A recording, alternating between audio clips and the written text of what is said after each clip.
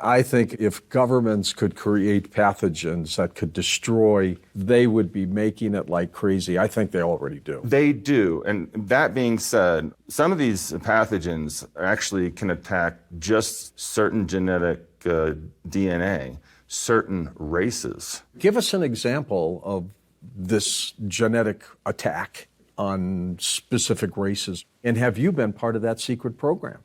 I wasn't part of the secret program, but I was debriefed on that program because a lot of these pathogens had come from some of the bodies that I was taking samples from. When those samples go out, they do all sorts of things. And I was always curious. After a couple of years, I was able to be debriefed on, them getting cellular material, like you said, making it into, a virus or a bacteria that can eat just that entity, that being.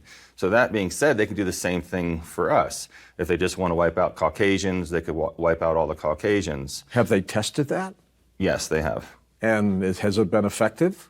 Yes, they have huge underground facilities and mock cities set up larger than football fields that they actually use real people and some clones, and they release these outbreaks. These poor people had no idea this was going to happen, obviously. No, right? they'd have no idea. They've been mind swiped and they've been captured, and a lot of them have no clue whatsoever that they're even in a project because these scenarios only last less than a day, and everyone at the end is completely gassed and taken out and disposed of. How many people have they killed?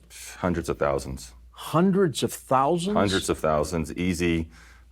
Per facility per year. So let's say that they are aiming at Caucasians or Asians or Africans, and they just want to eliminate certain races. They have experimented on that, and it's been successful, in your opinion? Very successful, yes. How do we combat that?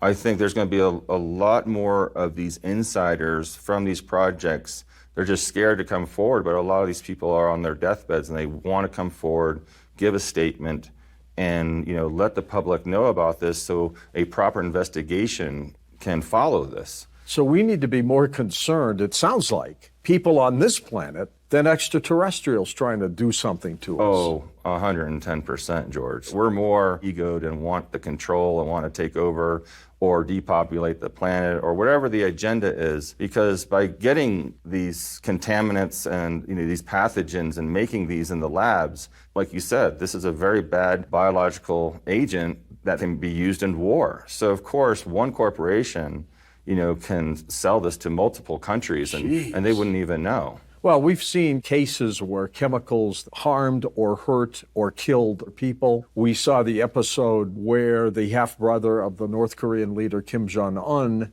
was sprayed by a couple people at an airport and died. So you're right. I mean, these things exist. They're out there. Right. I mean, look what happened to Russia if you read Tom Bearden's work. I mean, there's only a few scalar weapons on the planet, and there's only a few countries that own these things. Somebody watching Cosmic Disclosure, this program right now, what can they do when they hear these horrendous possibilities?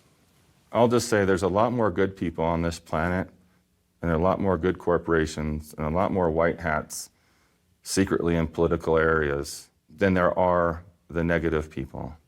And there's scientists that work in these projects that have developed these things forcefully or have been extorted to.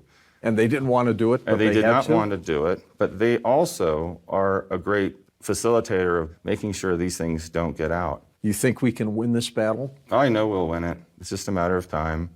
All truth always prevails. But I don't want to install fear into the public because I know too many good things that are going on in the projects.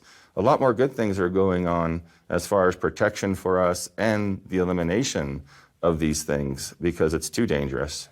By whom, though? Who's really out to protect us? Well, the actual people that are working, in these projects, number one, they have families too. And they're not very happy about the way they're being treated. Is there an internal fight here, Emery, between the good and the bad?